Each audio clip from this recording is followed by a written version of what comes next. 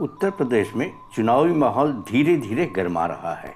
राजनीतिक पार्टियां अपनी अपनी सेनाओं को सजाने में बिजी हो गई हैं।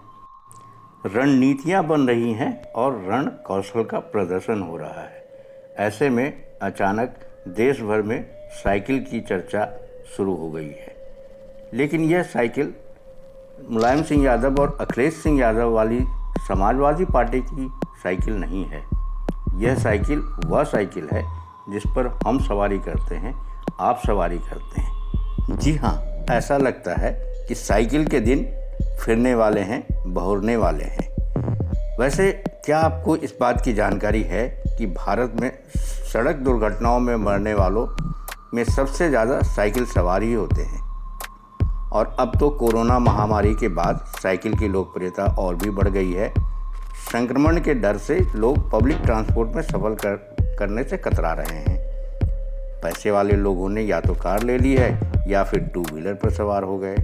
लेकिन जिनके पास पैसे नहीं है, जो इतने संपन्न नहीं हैं, वे साइकिल को अपनाने लगे हैं। लेकिन समस्या यह है कि अधिकतर शहरों में साइकिल के लिए अलग से साइकिल लेन नहीं है। शायद इसलिए भारत में होने वाली सड़क दुर्घटनाओं में सबसे ज़्यादा साइकिल सवार ही हताहत होते हैं। इससे लोगों की जान जाती है और अलग से अर्थव्यवस्था पर चोट पड़ती है। हालांकि सरकार ने इस ओर ध्यान देना शुरू किया है। केंद्र सरकार देश के स्मार्ट शहरों में साइकिल लेन बनाने का काम शुरू कर रही है। यदि ऐसा होता है और साइकिल लेन बनती है देश में, तो देश की जीडीपी में सड़क दुर्घटना की वजह से जो 3% से ज़्यादा का नुकसान होता है, उसमें कमी आएगी। इससे देश की अर्थव्यवस्था को तेज़ी से बढ़ाने में मदद भी मिलेगी। हालांकि यह सरकारी योजना है, कब परवान चढ़ेगी, कब पूरी होगी पता नहीं।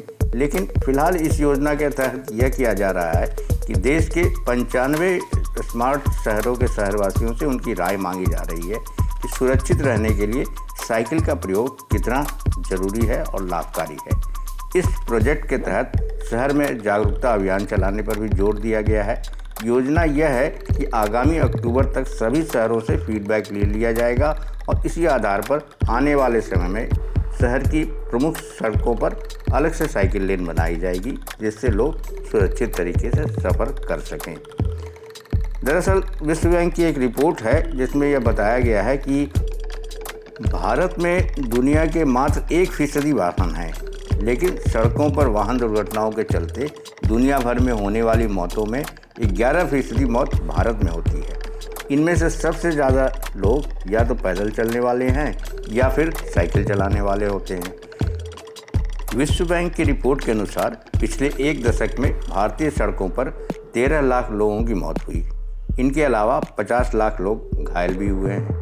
सड़क दुर्घटनाओं के चलते भारतीय अर्थव्यवस्था का 5.96 लाख करोड़ रुपए के बराबर का नुकसान हुआ है, यानी जीडीपी के 3.14% के बराबर का नुकसान।